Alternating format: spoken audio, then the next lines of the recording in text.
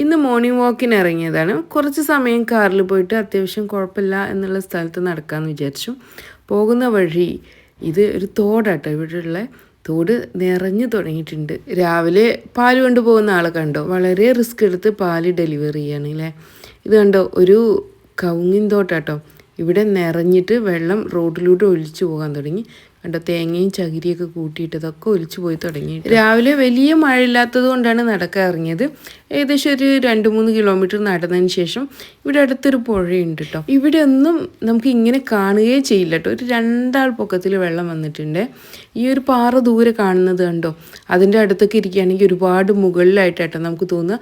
അതിൻ്റെ അടിയിലൂടെ കുറച്ച് വെള്ളം ഒലിച്ചു പോകും, അത്രേ ഉണ്ടായിരുന്നുള്ളൂ കേട്ടോ കഴിഞ്ഞ ആഴ്ച വരെ. പക്ഷേ ഇപ്പോഴിപ്പോഴ നിറഞ്ഞിട്ടുണ്ട്.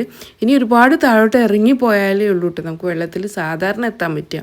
എന്തായാലും നല്ല വെള്ളമാണ്, എല്ലാവരും സൂക്ഷിക്കണേ.